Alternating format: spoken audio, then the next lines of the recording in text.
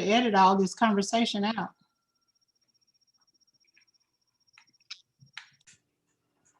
Okay, it's on.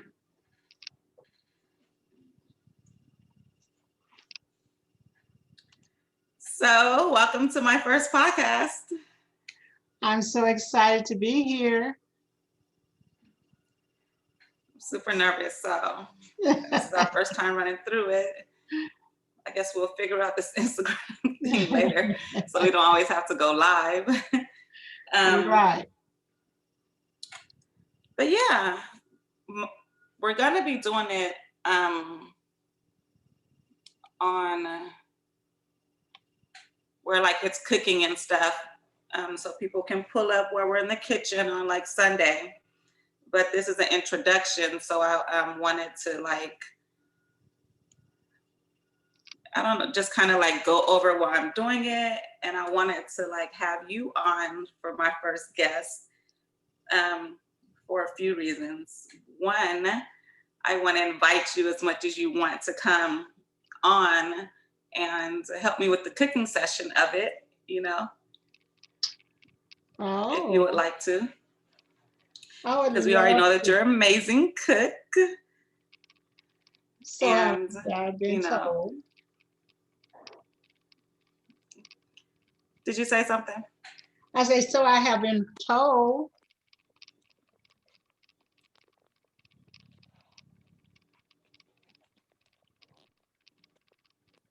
Can you hear me? Yeah, I'm just turning my thing up as loud as it'll go. Corey, more. I need chargers for the phone. I'm sorry, I can't get to my my microphone. It's okay. I can hear you enough, I think. So I pre-recorded you before I left your house the other day, making your like amazing gravy. And it's like homemade and it's like the best gravy. So I just want to let you know, like I'll be hopefully adding that to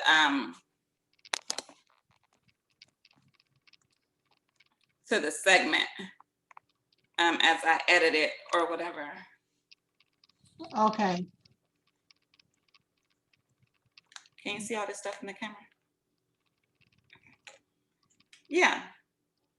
So cool. Let's get to it. So I wanted to start this podcast because, as you know, I kind of went through a struggle with mental health, and I definitely want to get like more aware, and I wanted to start a conversation.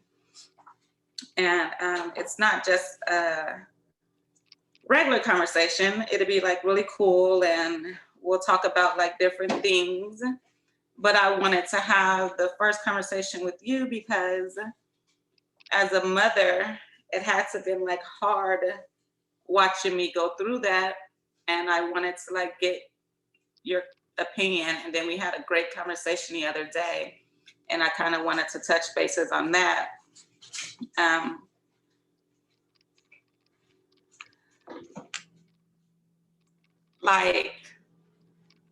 I also wanted to do it because I think a lot of people in our generation don't necessarily know, like your generation didn't talk as much to us. So we have like a misperception of like you guys being so strong, like you raised 13 children.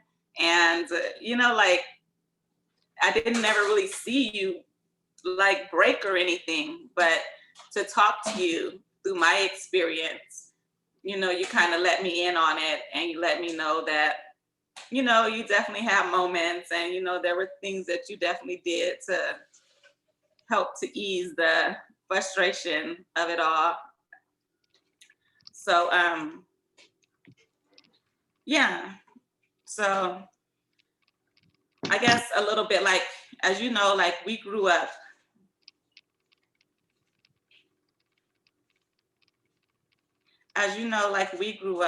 like in San Diego.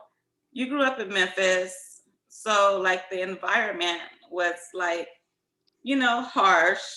And then like the way we grew up, and then with all boys, mostly in our family, you kind of only raising a few girls.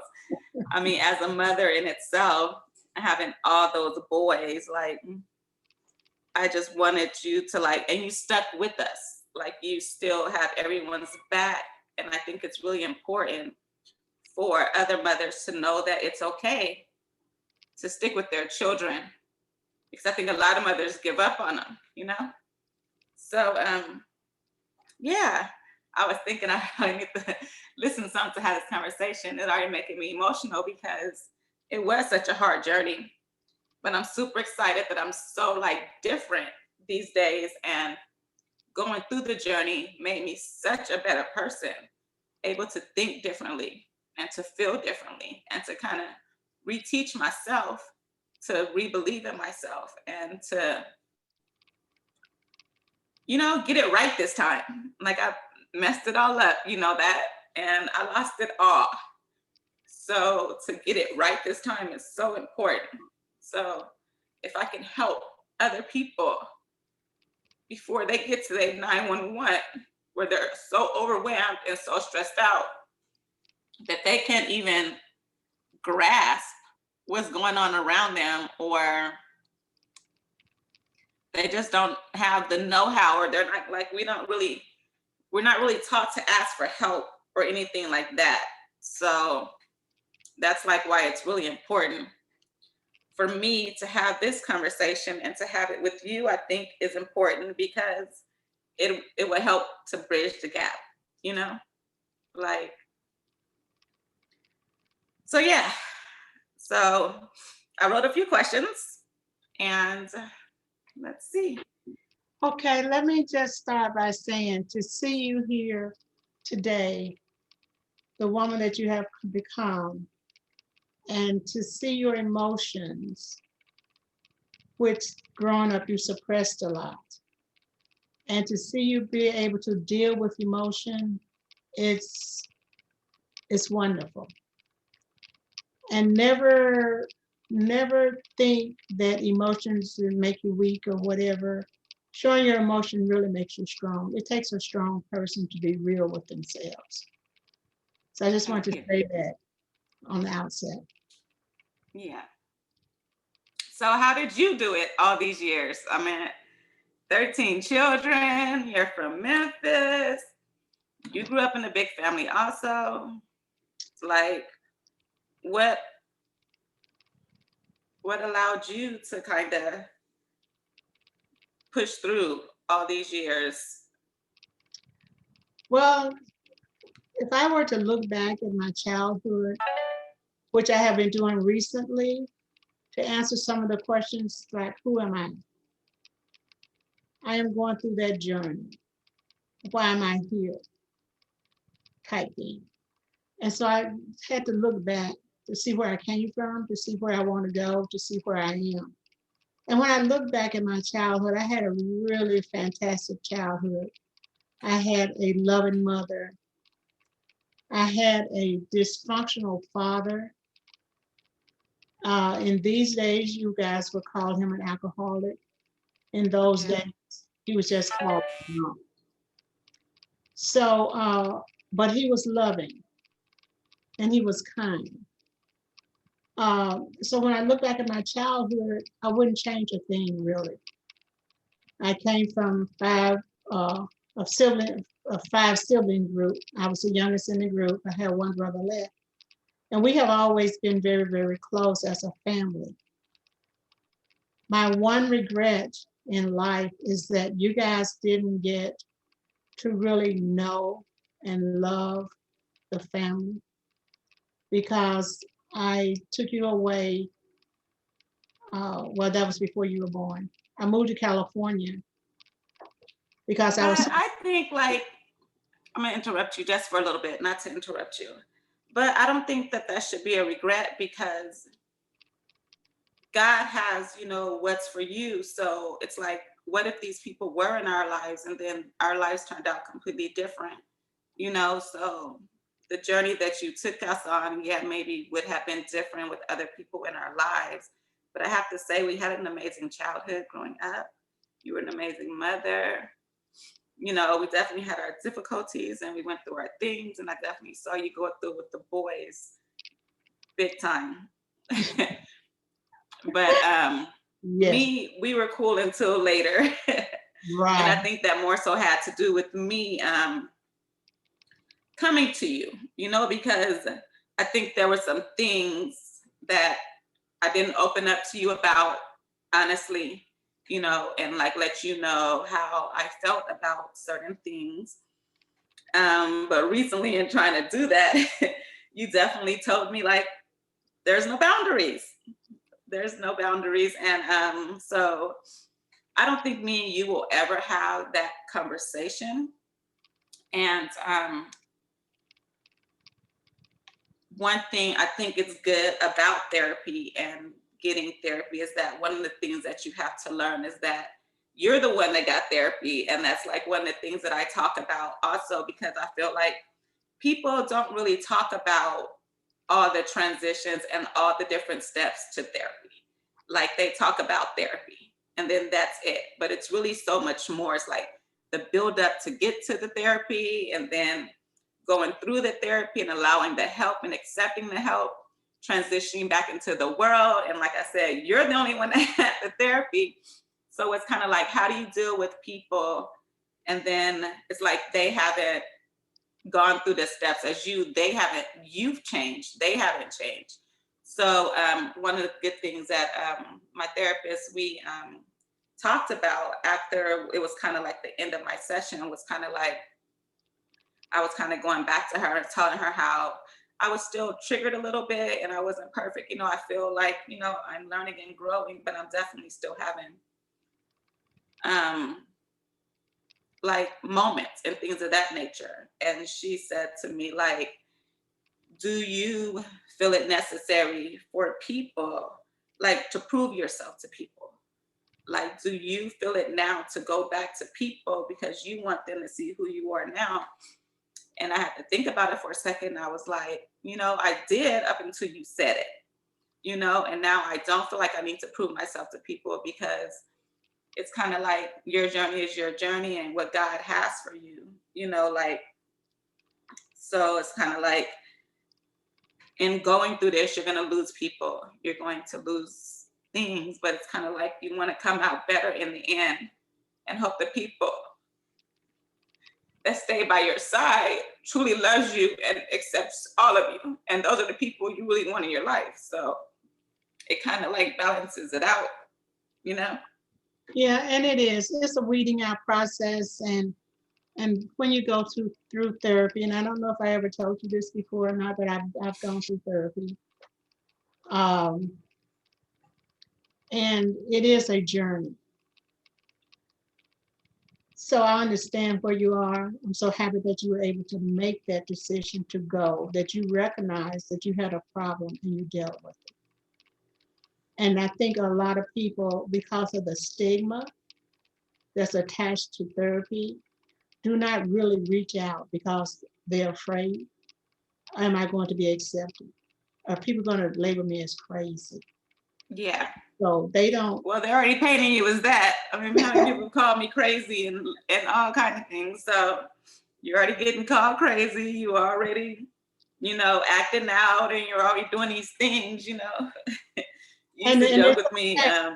in the process saying like my social worker and like this, like that. So, I mean, you're already showing people a side of you that not necessarily is you, you know, but it kind of feels good a little bit to let go, you know, because one thing that got you there was how people perceive you and how you're allowing people to kind of, you know, like dictate, like your mind, like the manipulation with the men and like all of these other things. You were, yeah, my mind just, but yeah. Okay. Um, Yeah, and it's okay. You know, it's okay to be called crazy. You know my nickname growing up. You know everybody called me Jean, but you know what was in front of it? It was Crazy Jean. So I grew up with Yeah. the stigma of Crazy Jean, and that's okay because it made me. It put me in a place, but it put me in a place that I could come out of. It put me in a place probably that wasn't very good, but it put me in a place where I didn't care. I didn't care what Yeah. they did. I didn't care, you know. So when they would address me as Crazy Jean, I would say, "Yeah, what? Oh, I admit it. Yeah, I'm different. So what? What's wrong with you guys?" So that's the way I approach the world, and so I understand. I understand. So, but so many people never get to that point. You know, Yeah. always to please the other person or to keep up with the Joneses or whatever. But you don't get to know yourself, you know, until truly you reach that point in life and you look in that mirror and say, who am I? Why am Yeah. I doing this? What's wrong with me? And then when you can begin to talk and answer those questions for yourself, it's when you really begin to get help, you know. And so again, I'm very proud of you for doing that. Thank you. And I'm proud of you also because you are also helping people, but in another way. You became a pastor Yes. and you have a church. And tell us a little bit about that. Well, actually, my pastorship was quite an accident. I was Mother's Day 2014, and I shouldn't say this in public, but we were going to the funeral home. I mean, to the cemetery to visit our loved ones, our deceased loved ones, and I really didn't want to go. I wanted to go to church, and I had things planned at church, and I really didn't want to go, but I did. I went. And this is the first time in all those years. My mom passed away in 1983. And so that's the first time in all those years I've gone back to the cemetery because I convinced myself and I still believe that my mother wasn't there. She visited me after she passed away. And so I knew that she was okay. So I really didn't want to go. And so once we were there, we visited everybody, and I have a lot of family members there. So we visited everyone, and as we were getting ready to leave, we were at my sister's and brother. They were buried side by side, and we began to pray, the departing prayer. And as we prayed, everybody prayed, and then I prayed, and I said, "Some I don't know where it came from, but it just came out." And I said, "If anybody here don't know the Lord and want to be saved, God is here. He's waiting on you." And much to my surprise, two people in the group said, "I want to be saved." And then I prayed the prayer for them. And then we began to walk away. And I told them, get in a good Bible, believing church, you know, and da da da da, read your Bible. And I'm walking away and I turned around and I haphazardly said, if you want me to teach you Bible study, I'm willing to do that. If you guys want me to show you the Bible. And they said they did. And so I said, okay. So then we started meeting at my house for Bible study. And from that, it led into a full-fledged ministry and a church. So we were born in a cemetery. Not many churches can say that they, they were founded in a cemetery. But we had two converts. And then, as you know, a few years later, we were able to baptize those people. And thank you and your daughter. And, you know, what did we have? About 9 family members to be baptized on that day and accept the Lord. So it's been a journey. It's been an unexpected journey, but the Lord really prepared me for it when I went back to school and got my PhD and had no idea this is where He was leading me. So He'll lead you where He wants you to go. You just have to be faithful and take those hard knocks. Yeah. Like I can definitely say that this is really hard for me because I'm so shy. So to put my life out there to the world is definitely a huge, but I felt like this was bigger than me. Like Yeah, after going through my journey, I kept asking myself, like, why is all this happening to me? Like, why me? Why me? Like, I'm such a good person.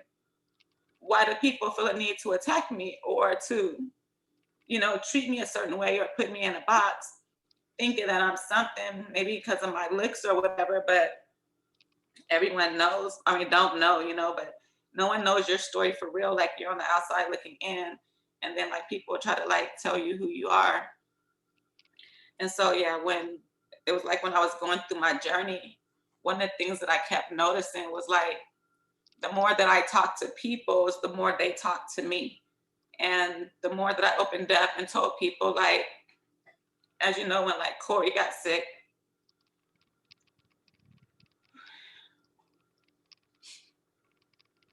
And it's okay. got sick, when she got type 1 diabetes, You got her this diagnosis. guy got her.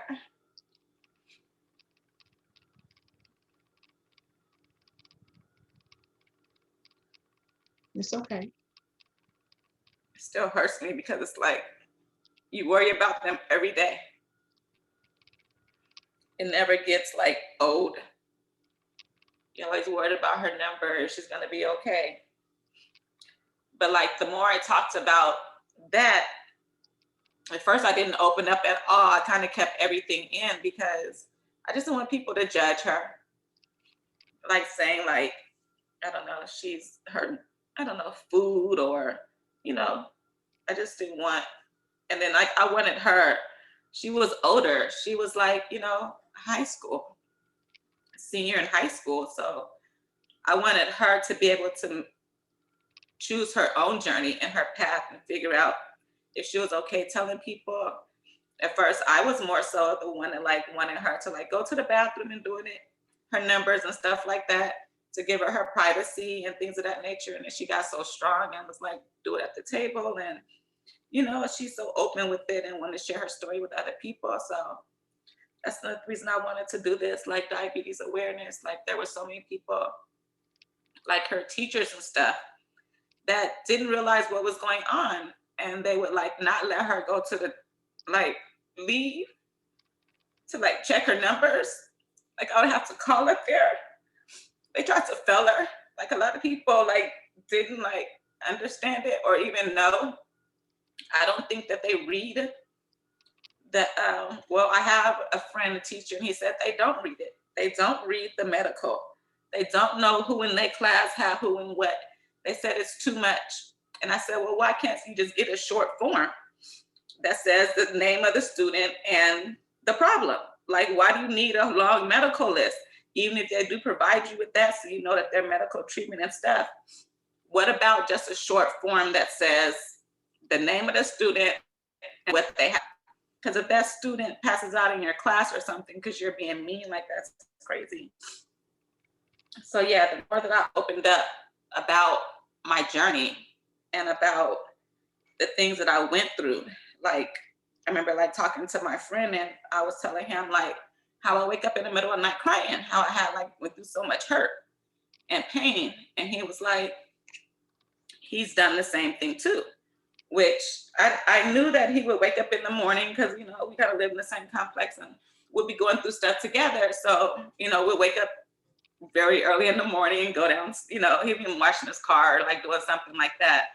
And we'll start to chill and like, like it was a very early morning. We were both up stressed, but I didn't know that like he woke up like crying at night or anything. Like I had got so far gone from men and all the experiences that I went through that it was really hard for me to even look at man in a certain way. So I thought it would be really cool, maybe not this, to like do a little game, because like we grew up with so many men and people have like these perceptions of them, but it's so but if you tell the story of your boys now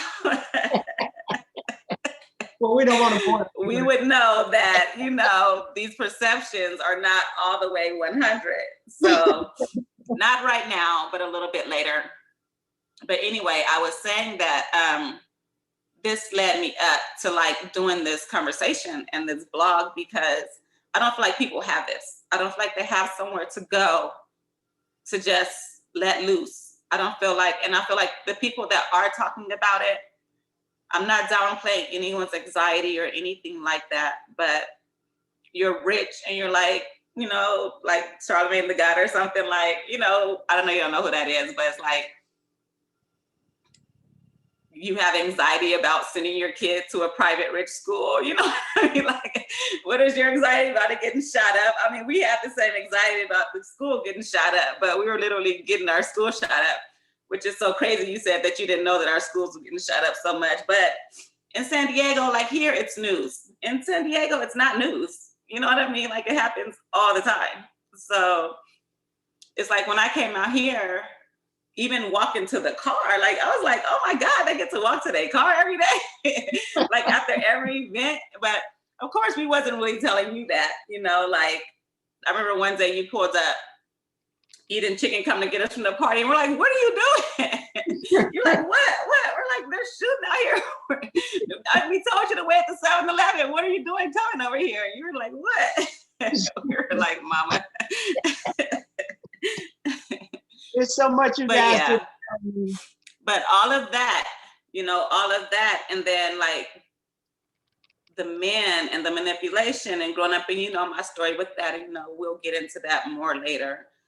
But it's kind of like, yeah, God brought me, I don't know, going through all of that. I think that he wanted me to tell my story for women like us, for women that it's hard. We grew up in a hard environment.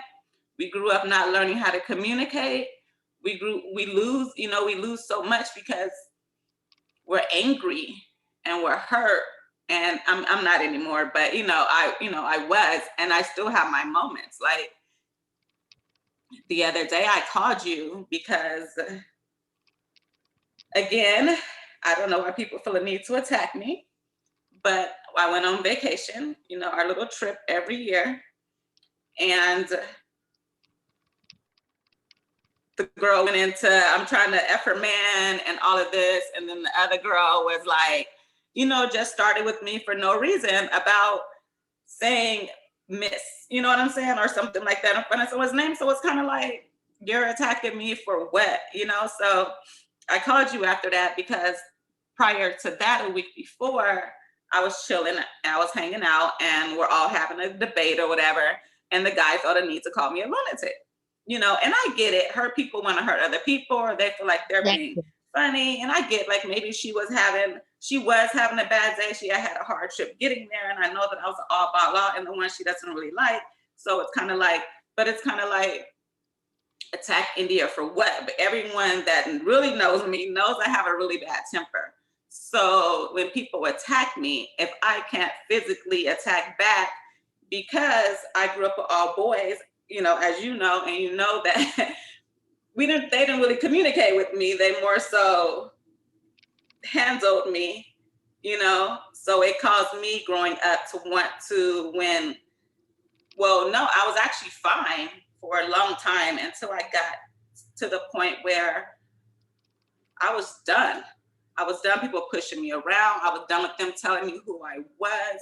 I was done being pushed around at work. I was done with I was done with men treating me a certain way. I was just completely done. So,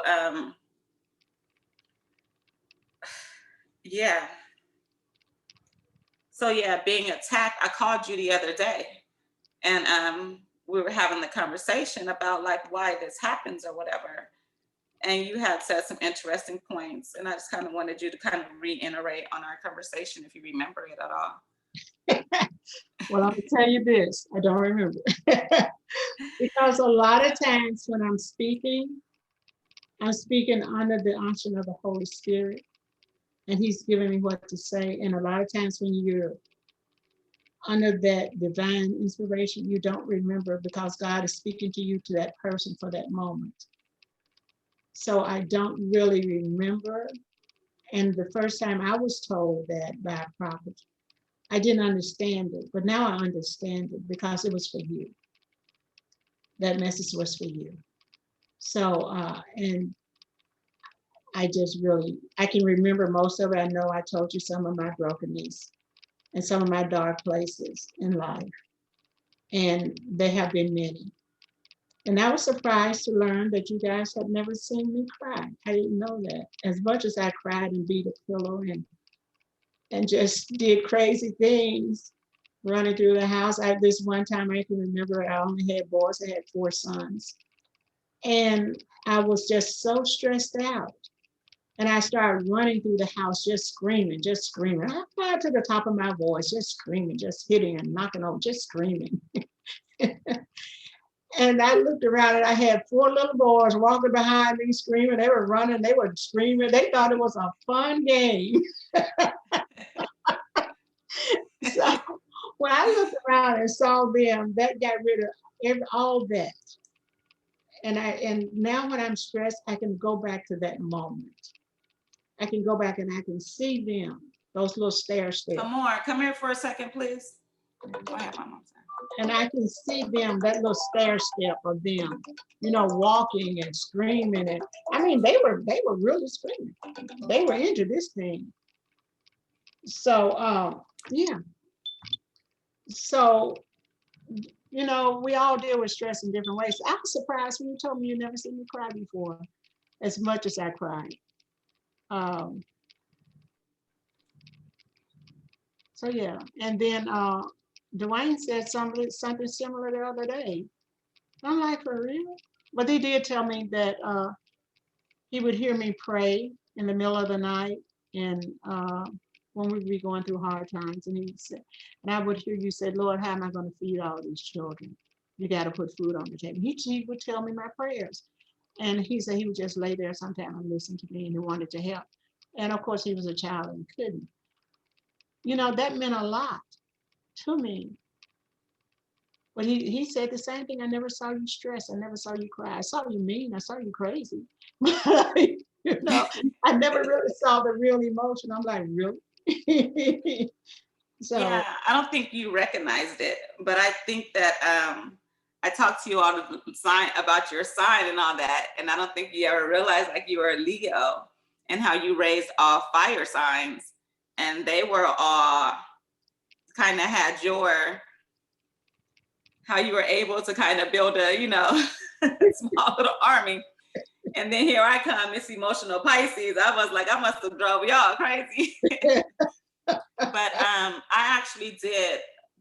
I do remember you crying one time. And that one time actually shaped how I treated you. And I don't know if I ever told you, but do you remember when we were in Memphis? And I don't know if we were living there because we wasn't there long.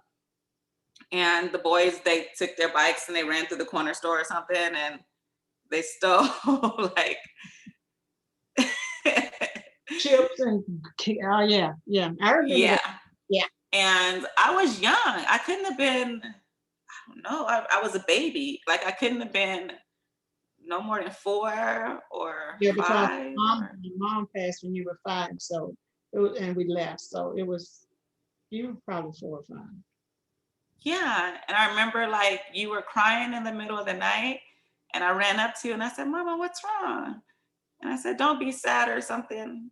And you were like, your brothers or something. You didn't really explain to me, but you were like, something about your brothers. And I made you a promise right then and there. And I go, I'll never make you cry or hurt you like that. Do you remember that? I do, now that you said it, and you're bringing tears to my eyes.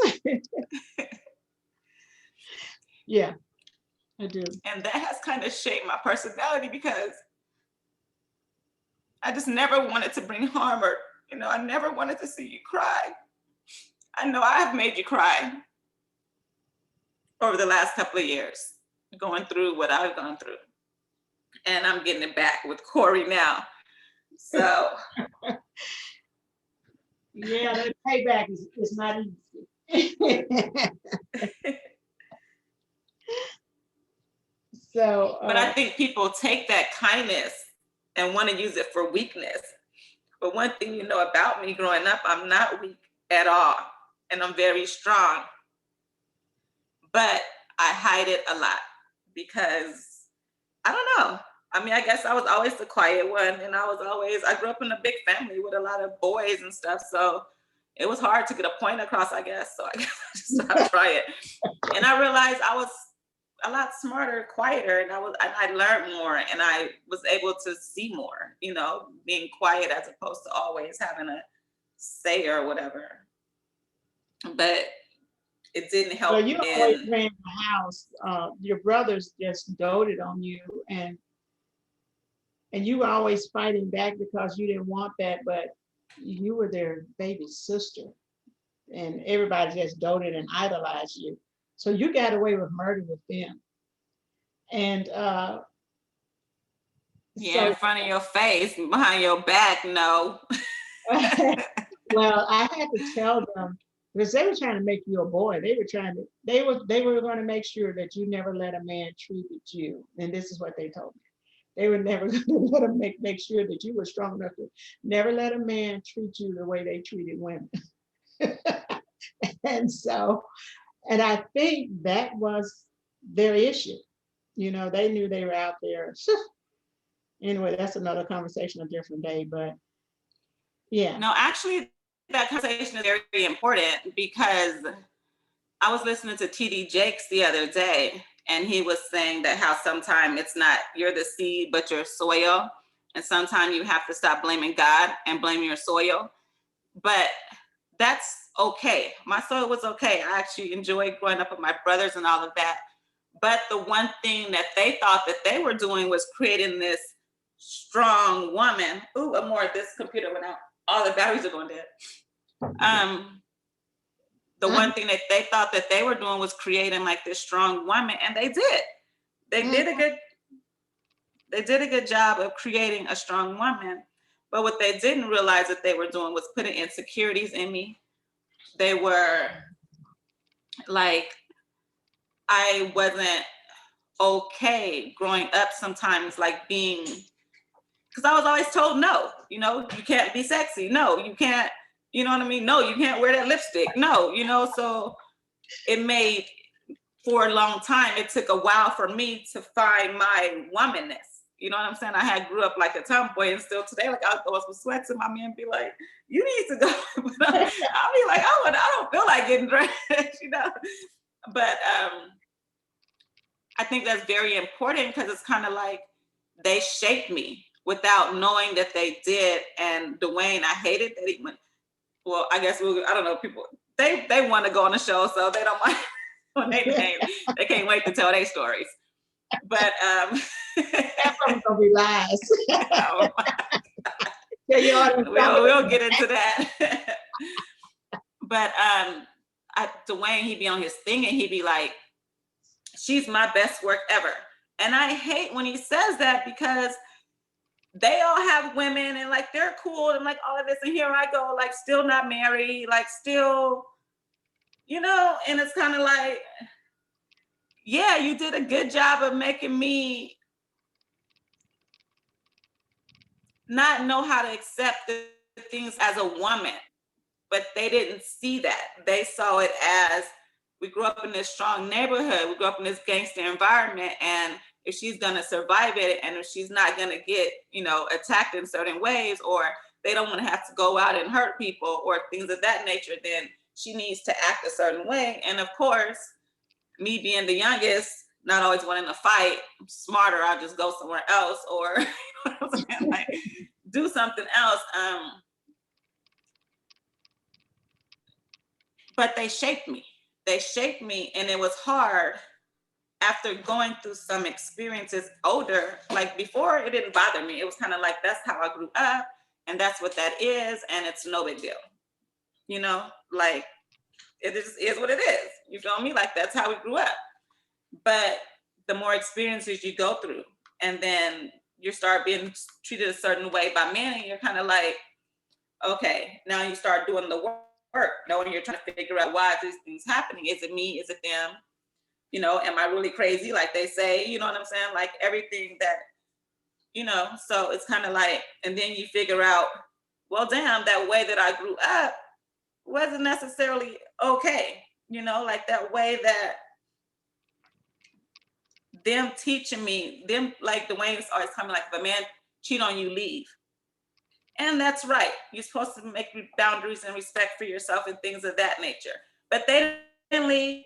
You know what I'm saying? Like, You know, it's kind of like they have their women and they taught me something that they didn't necessarily follow. And it's kind of like, well, I get what you're saying, lead, but at the same time, like, does it, you know what I'm saying? Like, aren't you supposed to stick in there? And aren't you supposed to, no one's supposed to disrespect you or anything like that. But what about the other things that you didn't teach me after that leave? You know what I'm saying? Like, Yeah, you how to only gave me survive like a after. one worder. Mhm. Yeah. So it's kind of like, now that I'm older, I want a husband, I want a family, you know, I pushed it all away. Like, I think I definitely know that God definitely, I think, like I talked to you about this the other day, like the last guy that I was dating, you know, we'll just call him Shoes. And like, he would tell me all the time, like, you're okay to be with me, like, you're okay, you know, like, and he would try to get me, like, but at the same time, like, he wasn't necessarily like being supportive, and he get upset, you know, because he grew, you know, we definitely had like a similar story, like he lost his brother to alcohol, like, you know, so God definitely sent me someone who could understand my pain and my journey. And he has sent me so many signs, like my brother's birthday, I didn't know they were like born on the same date, like he sent them to me like on my birthday, like as a gift, I don't know, you know. And I was telling you, like, one day that I was talking to him, and I don't talk about this often because people think that you're crazy, and I never really heard God's voice before. So that's, you know, tell people like, oh, God talked to you or whatever. But and it's so weird now because I'm gonna go back to it. It's like I have the question now, like, well, if you didn't listen to God when He told you something, does that mean? And a lot of people like you're doomed and it's not gonna get the blessings, or God? I've been hearing both. You're either doomed, you're not gonna get the lessons, and you're not gonna get the abundance, or that God, you know, you're like I've been looking at them, like, you know, like I look at you and it's like, you forgave me, you know, we're here, we're talking, you know. So let's say if, you know, God is like your parent, then, you know, He is going to give you another chance, especially when He see that you did the work and like you're a better person. Like, why wouldn't He want the best and the happiness for you, even if He did speak to you and you didn't? But anyways, that's a whole nother conversation that we'll have one day and get your opinion on that one. But I was speaking to him one day, and me and Corey was in the kitchen, and I was telling you how, like, she was cooking or something, and I don't know, we were just fumbling around the kitchen, and I was on the phone with him, and it's like we first kind of met, probably not even a month, but it was so weird. When we first met, I knew, like, I don't know, it was just something. Like, I was looking for him before I knew who he was, but I didn't even know who I was looking for. You know what I'm saying? It was just like he came up to my bar one day, and then all of a sudden I'm like always looking for this guy, but I don't really know what he looks like. I don't know, you know what I'm saying? Anything. I just know that, like, I got this feeling from him, and then like he was cute, and then like I just didn't know. But anyway, we started talking. I don't know how we got together. Well, he got my number or whatever. So like we're in the kitchen, and Corey, like, she's doing stuff, I'm doing stuff, and he's telling me how he's here. Hold on, this thing is reloading.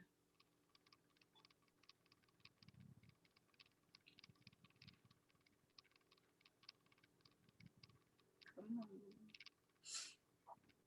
He's telling me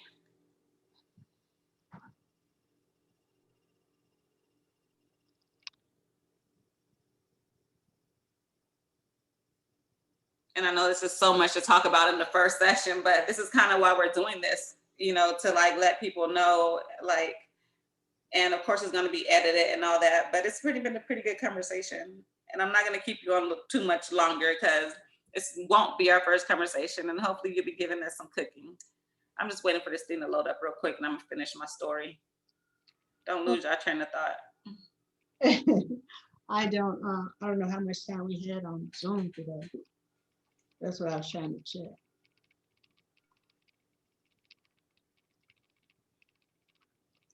But I think that you're such an inspiration while we're waiting, you know, to me, to other people, to women, to parents.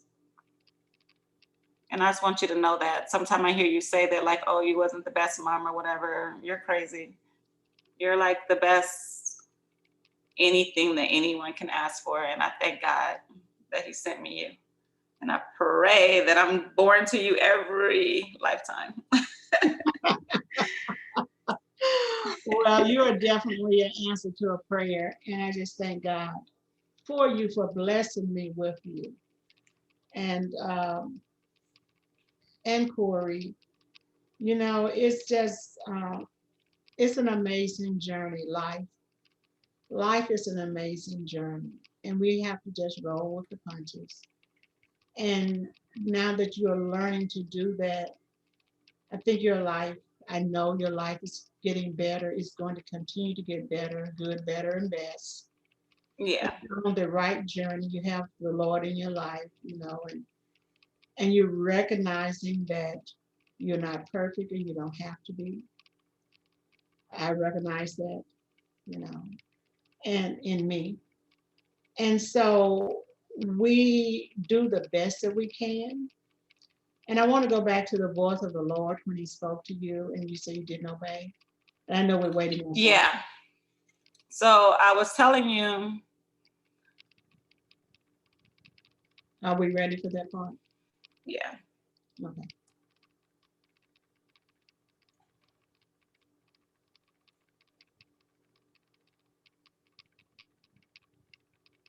Yeah, like I was saying, like I don't tell this. I tell it now a little bit, because it's part of my testimony. But it's really hard. You don't want people to think you're crazy or whatever. But God has never spoken to me much, and I think He did twice. Once when I was really, really, really, really, really like in a really dark place, like dark at night, and an angel or a bird appeared on my refrigerator, and I had to look again because I was like, wait. So I tried to look from every angle to see if it would happen again, and I never have seen it again. So I'm pretty sure that was telling me to hold on. Okay, and then the other time he spoke to me, and he may have before, like he sends me messages. If I ask for something or something like that, or I'm asking for advice or something, I'll definitely get something saying like, not yay or nay or anything like that, but you may see a scripture or something or hear something that you don't really hear that's related to you. But anyway, this particular day, Corey we're in the kitchen and we're fumbling around. And me and him, I don't know, we just talk a lot on the phone, which is really cool. Remind me of high school. But he's talking to me, he's telling me how he's going to make my life better. And he did, just not in the way that he was, arrogantly thinking, you know what I mean? But I remember like thinking, he's an ass, not an ass, but like he's not, I don't know, he's mean or something, you know what I'm saying? Like he's being cocky and he's mean and I don't know about this. So I was thinking to myself, I'm about to hang up the phone.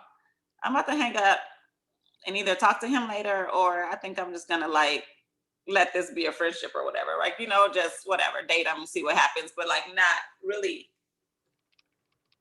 I was telling God I'm about to hang up basically and let this be.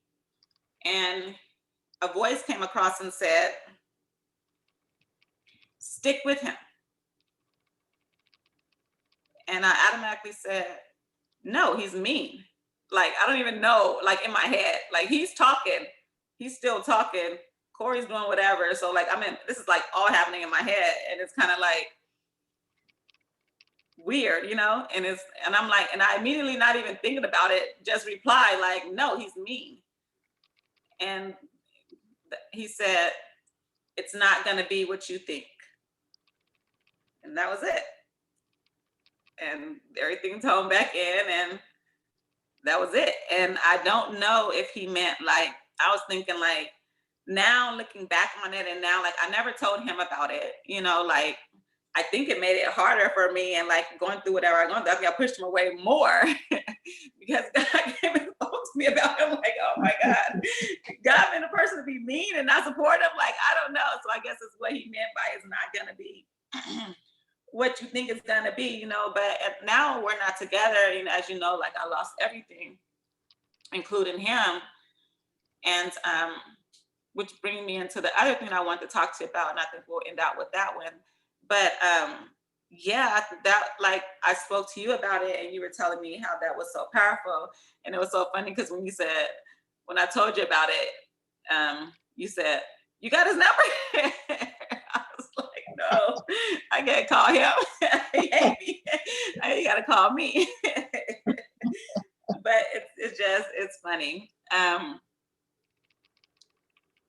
But yeah, that's like the only time that God, I don't know, like, may have spoke to me before. Oh, last night, well, he didn't speak to me, but it's so weird. I was, yesterday was 11/11, and I'm sitting across the street with my friends and them across the street like we normally do, and they're talking or whatever. So I kind of zone out and I'm just looking around, just looking, because it's like a beautiful night. It's warm. It was warm. It was like 70 degrees outside last night, but it was raining. So how about I look across? Oh, I wish I could show you it to my phone. I look across, and through the trees, it's a heart. Oh. I never noticed before. And then I look again, and it's like a bunch of hearts.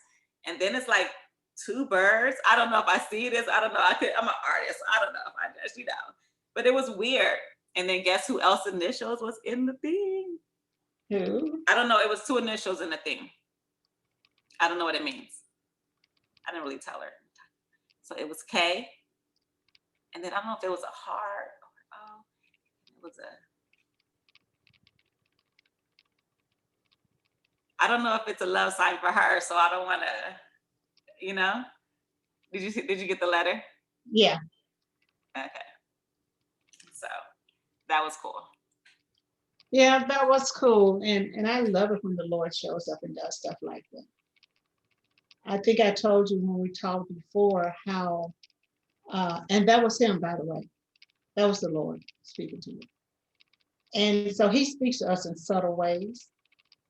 We don't always hear an audible voice, very seldom. We don't always hear it that way, but he'll let us know, because you get this peace, this calmness that you get when he speaks. So, and I'm pretty sure even though you were in that trance, Paul calls it a trance, you were in that trance, just you and God at that moment. The world was gone and there was just you and God. So yeah, he was speaking to you.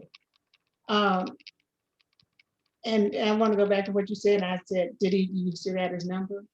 Because sometimes, now God's not going to hold the fact that you didn't hold on against you, because he's a merciful, he's a good God. Think? I hope not. Oh my God.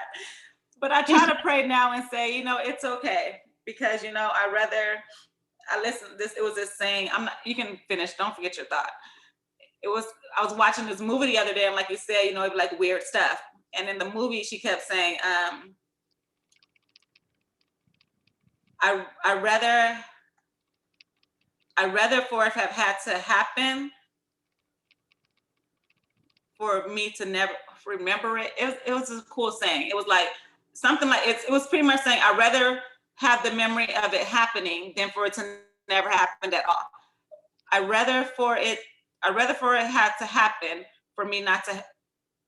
I'd rather to miss that it happened than it not happen at all, or something like that. It was saying like don't miss that it's gone, because it was a good moment, basically. Yeah. Mm-hmm. Like, remember the goodness in it or whatever. Like, so, but yeah. But go ahead, finish. I'm sorry. I forgot. What was that? You were telling me how when I said, do you have his number? And you were like, God is not gonna punish me. Oh yeah, he's not for not listening. For not listening. For not listening. We don't know what that really meant. When he said it's not what you think. Maybe it's not what you think. Maybe he was saying, yeah, he's not me, but it's not what you think. Maybe you're thinking, oh, well, I'm done with this. I'm leaving. And he's saying it's not what you think.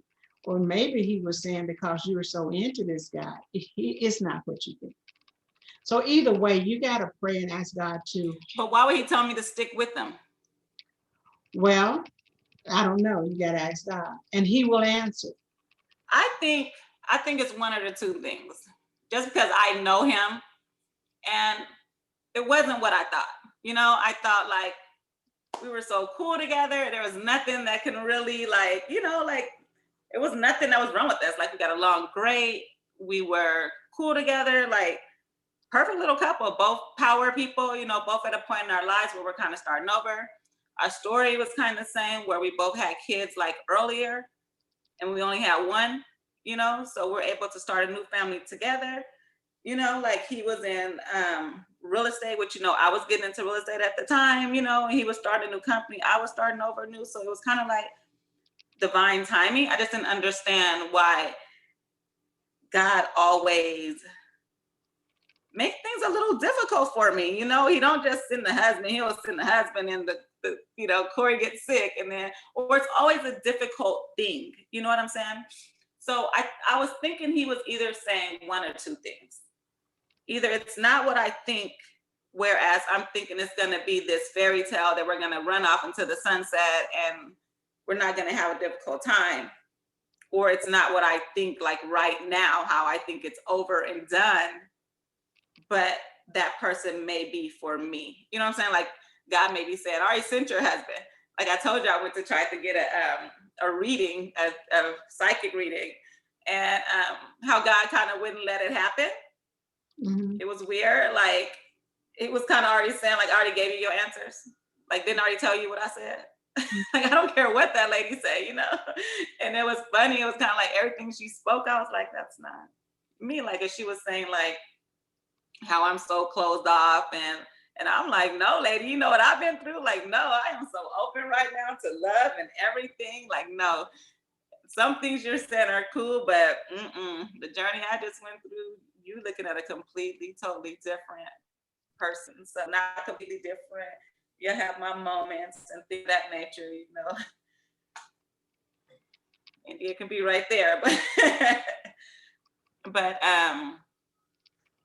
yeah, I think that all this is important in this conversation and kind of knowing and putting it out there for the first time, because even though we're going to come back around to all of this, I think, and have these conversations again, and I know it was a lot to kind of handle in like the first session, and I'm glad it kind of went so well. I didn't think that, I don't know, like, I guess because I'm talking to you and it's kind of like us just talking on the phone or something like that.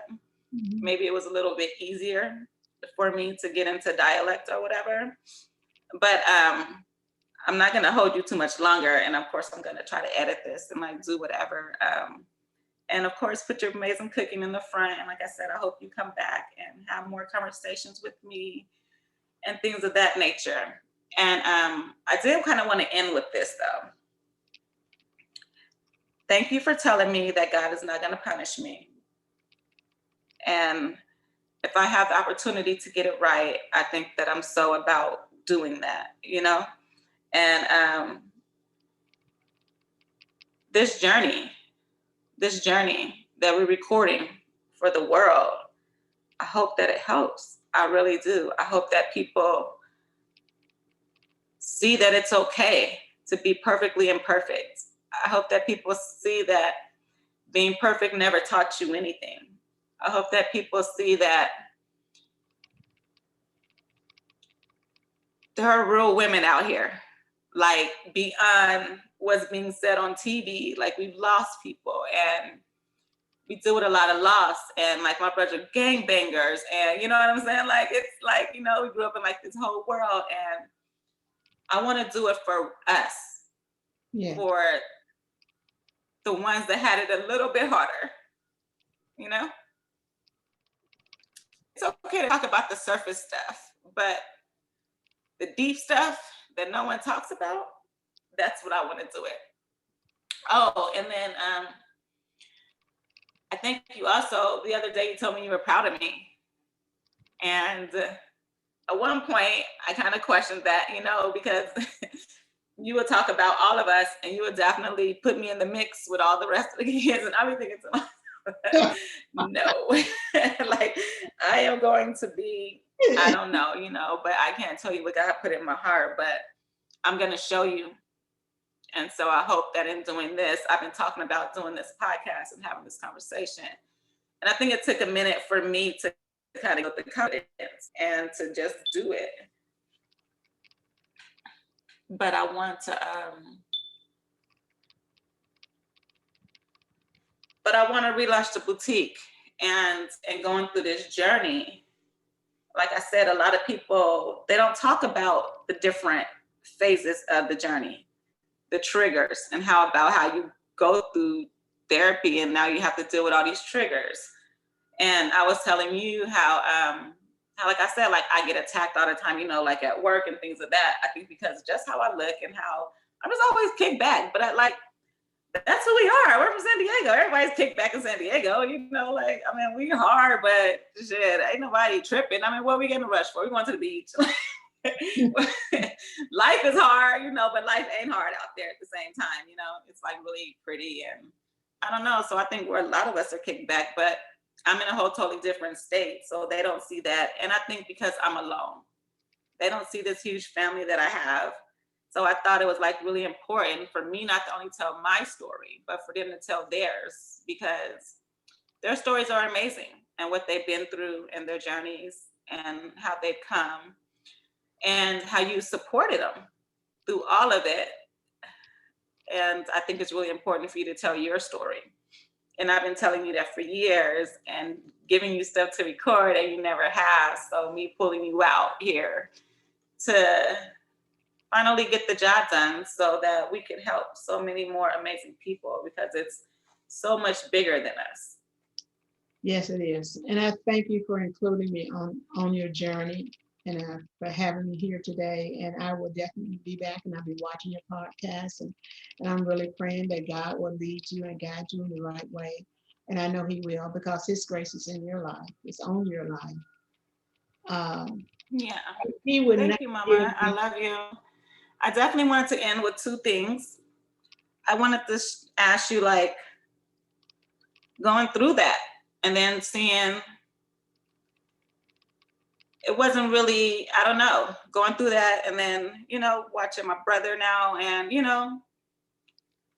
I want to, like, how are you dealing with everything, and how do you feel about me and my journey and how far I've come? And like, do you still worry as much as you do about me at night, or are you eased a little bit more seeing me grow to a better person? Like, tell us a little bit from the mother's perspective. Well, yes, I still worry about you. As a matter of fact, this morning at 6:30, I was praying about you. I have a regular routine, 7:14 in the morning, 7:14 at night, and 8 o'clock at night are my prayer times. And then all through the day, but those are particular times that I dedicate to my children, my grandchildren and great-grandchildren. 7:14 for this coronavirus and all the things that's going on in the world, for addiction, for deliverance. And my prayer this morning was, for you, you have been delivered, you have been set free. And in Jesus' name, and I know that to be true for your brothers as well. You're healed, delivered, and set free in the holy name of Jesus. And I speak this by the authority invested in me by Jesus Christ. And so when I'm praying for you, yes, I'm concerned, but I'm not worried anymore. And I think I told you that the other day. I'm not worried about you. There was panic nights. There was nights when I couldn't sleep, when I would hear you calling me, literally calling out to me. I heard your voice calling. And it's horrifying to hear you call in the middle of the night and I can't be there. And all I can do is lay there and pray. Not that prayer is not enough, it's always enough. But that I couldn't, it was just your voice crying out to me and I couldn't answer. and I couldn't answer. But I thank God that you know, that you've grown to the point. I'll always worry. Oh, I take that back. I won't worry. I'll always be concerned because I'm a mother and because my children are troubled. And so I'll always be that. But I don't think it's not the terror of night anymore. And that's a good place, you know, for me. Um, I can go to sleep at night, you know, and I don't wake up with the cold sweats and all that. So what's happening, you know? I'm not horrified for Corey. I'm at a good place with that. And I just thank God for that. And so yes, I am proud of you, very proud of you. I love your journey. I love that. I'm sorry you had to go through it, but you had to go through it so you could come through it, if that makes sense. You had to. And You now, know, and it was a time when I was going through it that I couldn't even accept that. The therapist asked me, what was I proud of myself about? And I just shook my head like, nothing. I couldn't even hear that people were proud of me or wanted to love me. I couldn't, just wasn't, I was too overwhelmed. It wasn't getting in. I am about to let you go, but I was talking to you the other day, and this is another conversation I want to have with you later. Like, my longtime friend got a little bit upset at me because I was telling her, I think I said it wrong. You know, like, I wasn't trying to say, like, don't put God first or anything. What I was trying to say is that when you're so overwhelmed and you've gone through so much and you're turning spiritually, but God put people in this earth like therapists and things of that nature. Spiritual can only take you so far. I think that if you want to heal overall, you need to do all of the work. Going spiritual is fine, which we'll have that conversation though, because I know you're a pastor, so I know this probably. But like, my brother went spiritual, but he needs to go inner. You know what I mean? Mm-hmm. So it's kind of like, I'm not saying that, like, of course, like, it's okay for me to go very spiritual now, but I wouldn't able to, you know what I mean? Like, stuff wouldn't sit, stuff sits a lot better now that I'm able to absorb it. You know what I mean? Like, when I was so afraid, and so these things, even God speaking to me wasn't getting in. You know what I mean? So, yeah, I think she got upset at me. And I know it's a conversation that we'll have later, but I just want people to know that God is amazing, but he put people like me, like, you know, like therapists, like you, like pastors, and, you know, like other people, because sometimes you need to let it go so that you can receive it, basically. Yeah. Yes. Very well said. Very well said. And then the last thing we're going to end with, we were having a conversation about generational curses and things of this nature. And when I called you crying about the people attacking me and all of that, and how I had went through so much, and, you know, how it was triggering me, and how I didn't want to go backwards, you know, but how that, you know, I had a moment or two or whatever. And I was telling you that, you know, I was like, you know, it's okay. You know, like, I didn't listen to God, and it's cool, you know, if, like, things don't happen a certain way or whatever. And you were saying, no, you know, that was a part of things that we have gone through in the past, and it didn't just start with me, you know. And so I think it's important too I think it's important to let people know that we're going to touch on a lot of different bases, not just, it wasn't just all mental health. Like, me and Corey want to sit down and do, the next thing we'll probably do is like a vision board. You know what I mean? Like, you want to start your life over, the good thing to do is put it on paper. So me and Corey probably sit down live and do that. I think, unless you want to say her name on TV. But yeah, so I did want you to talk a little bit about the generational curses and like kind of say what you spoke over my life, and then I'll kind of let you in with that and just thank you for everything.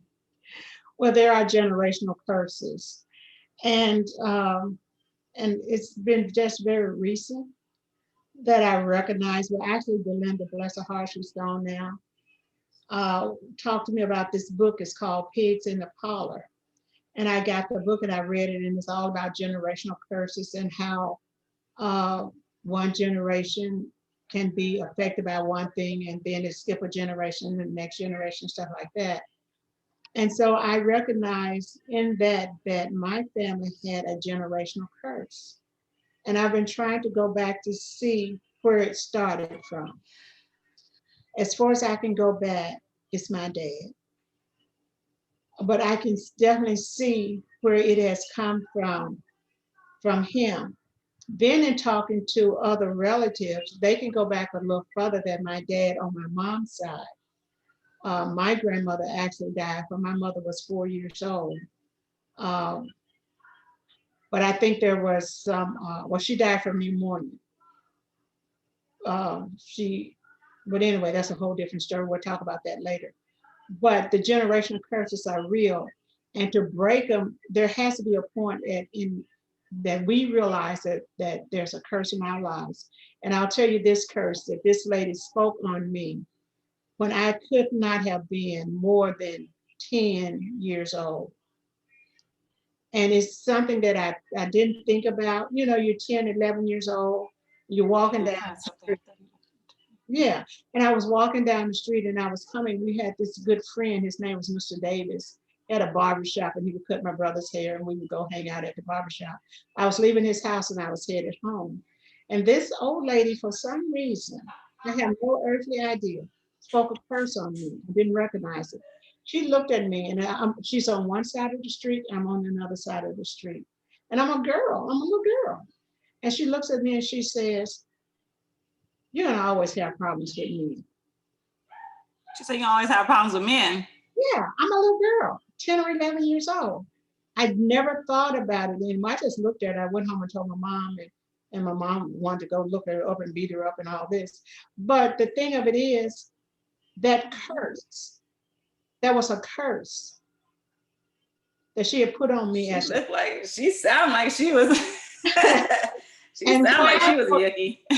so I worked, you know, I'm a girl, so I don't know how old she was, but she was an old lady. So why would she curse a child? So, but that's what she did. So now that I recognize that, now I know how to deal with it. So now that has come back up into my spirit. And when I'm going through this soul searching, I can trace that back to that day, that bright sunny afternoon in the summertime where this old lady that I didn't even know me, Yeah. cursed a child. But I lived under that curse until Belinda gave me that book, Pigs in the Parlor, How to Break Generational Curses. So that's what came to mind. And so, and that's the curse I was telling you that we have to pray out for you and the other females in the family, because she literally cursed me Yeah. with that evil Well, curse. I feel like, you know, you And kind of broke it. I mean, I know a lot of the women in our family aren't, but I pray about it now too, you know, and marriage 2021 for me, I don't know. I just try to speak it, but you know, I just try not to say it anymore because it's weird because people like, there's different beliefs. Some people like speak it out loud often so you'll get it done. Some people say speak it and let it go so that you can receive it. So I don't know. Well, I've been putting it in the atmosphere. I believe in speaking it into the atmosphere. I believe in calling those things that are not as though they were. Yeah. So you're saying marriage 2021 for me, it's in your heart, it's in your mind. And that's where truth is. That's how it comes out. So Yeah. we have to say it, we have to believe it to receive it. Yeah. So I don't have a problem with that. Speak it in the atmosphere. Well, and I think they say sometimes you have to like, I was listening to TD Jakes and he was saying sometimes it wasn't the people, were you trying to fit into this small box, like you're too great, you know what I mean? Like where you're trying to go, people can't see. So, you know what I'm saying? Like, why are you trying to fit into their little small box when they can't even see your big box or whatever, you know, like, but it's, yeah, yeah. I think it's so important to, I don't know, I be confused on like some of the stuff because it's kind of like whose belief, you know what I mean? Like some people believe keeping it quiet manifests it a little bit more. Some people believe speaking into existence. Abraham Hicks says, speak it into existence, but talk about it in a roundabout way so that you're not always speaking on it because you don't want your vibrational energy to go down behind it. I don't know. So I guess it just depends on. Well, let me leave with this. Mark, the 11th chapter, the 22nd, 23rd, and 24th verse says, have faith in God. That's the 22nd verse. Whoever should say to this mountain, we're talking about speak, whoever should say to this mountain, be thou removed and be thou cast in the sea, and should have no doubt. The Bible says they should have whatever they say. And when you say it and you believe it and you pray on it, you should have whatever you say. And it says, if you have aught against any, so that your Father who are in heaven will forgive you, then you must forgive. So if you want the things that you say to come into existence, you got to have that faith in God. I learned a long time ago that I couldn't say a lot of stuff out of my mouth because it's almost like if I say it, it's going to happen. So I have to learn how to bridle my tongue. And I work on that all the time. But I'm like you, the Bible says, speak it. God spoke the world into existence. Yeah. You know, Yeah. So he wants us to speak, but we have to be wise. We can't be like Joseph, who God gave him the vision to let him know that he was going to be this great man one day. But he told his brothers who was against him. So they got this envy and they really hated him for his vision. But the vision still came true. It's just that it took him longer. So be careful what you say and who you say it to, but you always speak it. You don't have to speak it like I'm in the office by myself. I can speak whatever I want to say. I'm still speaking it into existence, but I'm not offending anyone. You know, when I'm up in the Yeah, morning. I kind of see what you're saying. Yeah. Yeah, and it kind of answers like, well, I don't know if it answers my question because I was thinking to myself, Corey brought up a very good point the other day, and I don't want her to stray because of it, because she was saying, if God already knows your path, why would he dim you to, you know what I'm saying? If he chose that path for you, or if he created this path for you, why would you be dim for the path? And I was like, you know, you're right about that. You know, so, you know, that was another thing that man could have put in there to, you know, but it's kind of like there are some things that are contradicting. But let me answer that question for her before you leave. Because he gave us freedom of choice. He gave us choices. Yeah. You know, remember when Adam and Eve was in the garden, and I'm not gonna preach, but when they were in the garden, and he told them, you can freely have any fruit in this garden, except I don't want you to eat off this one tree. So they made except what? He didn't want them to eat from this one particular tree, the tree of good and evil. He didn't want he didn't want them to do that. So when they did that, they made a conscious choice. They made a conscious decision. So that's what we do. We make conscious decisions to do things. We make conscious decisions to believe what we want to believe. Well, if God's so good, why would he allow this? Or what did he do to cause it? You know, we can walk in the will of God, or we can walk outside of the will of God. He's still God. He still loves us. He's going to always forgive us because he's a forgiving, loving God. So the choices that we made, and I told September that this morning, the choices that we make is what get us where we are. And we have a free will to make those choices, because when God breathed the breath of life into us, he gave us that choice of free will. Yeah. And now we can choose to walk in his free will, or we can choose not to. So usually when we're walking out of the will of God, it's when these problems come on us. Now, I'm not saying that when you're in the will of God, things not going to happen because life is not easy. But if we never went through it, we'd never know that he could solve it. Yeah. But you see how stuff can kind of be contradicting? Because then I heard Joel Osteen say there was a whore or whatever, and that's how she lived her life. But when she went to wash God's feet, he didn't judge her. Taking one step towards God, he said, you're cleansed of all your sins. Mm-hmm. So, like I said, I don't, you know what I mean? Like, but I get where she's coming from, because it's kind of like, even if he gave you you're saying if he gave you the choice, you gave you the free will of choice, but he still knows your path and he knew you're going to make that bad choice, why still condemn you? But and see, it's kind of true. we condemn ourselves. All he asks us to do is ask him. When we fall, ask him to forgive us and get up. And then he's faithful to throw it in the sea of forgetfulness. He's not going to remember. But you know what happens is we remember. So we keep bringing it up when actually it's over and done with. But we don't ever die. Yeah. So and so that's and I can see where you said the contradiction. But now as you think about when she washed Jesus' feet, in those days it was customary because remember they didn't have shoes and socks and stuff like we did. They had sandals, and it was a dusty time. So, and that was customary. But she did it in preparation for his burial, for his crucifixion. So he had. I think he was talking about another story, but he was just saying, it could have been though. I'm not sure. It was just in one of his sermons, and I probably only got the 30 minutes I listened to on YouTube. Yeah. But yeah, thank you, Mama. Well, you're most certainly welcome. Thank you for having. And the generational curse that you said we're breaking is that the women in our family will have an abundance of, we will be married also. It won't just be the men in our family that are married. We will have that family and also able to grow and prosper with our men and stay in there and stick in there.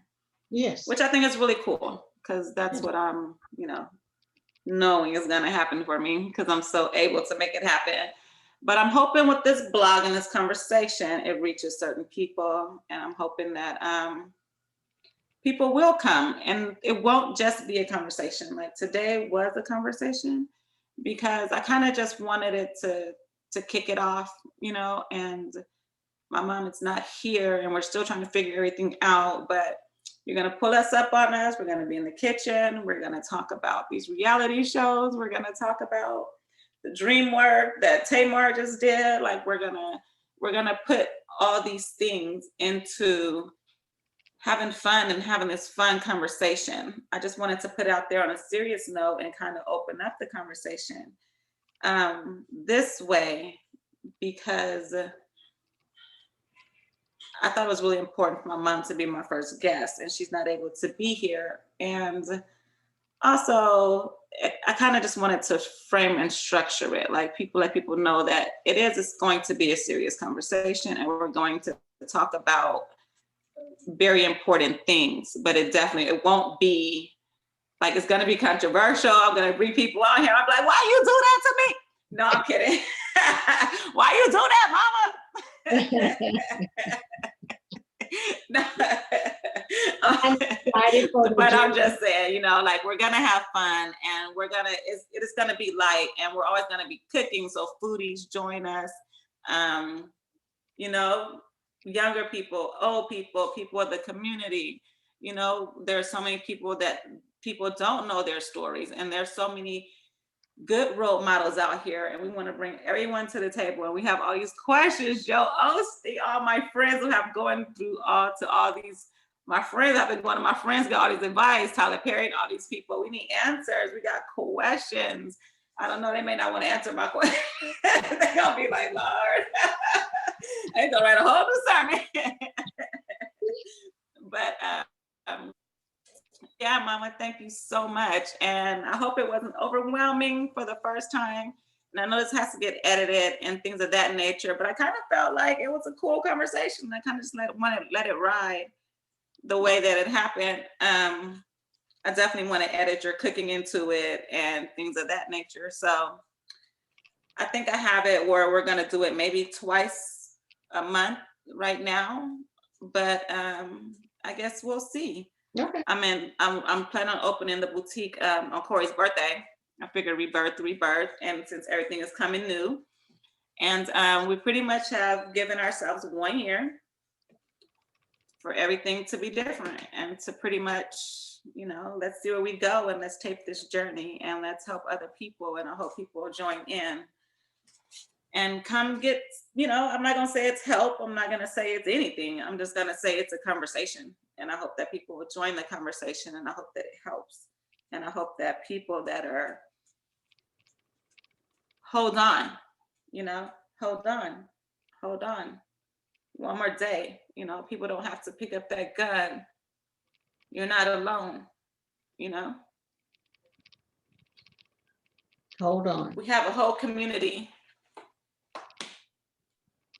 that we have to help, and that there's a lot on my heart, and I don't know how I'm going to get there. I don't know how I'm going to do it, but I didn't know how I was going to get here. But I told God that we would at the beginning of the year, and it's happening. So Yes. I hope that we already got the family consent. We know they who's the favorite.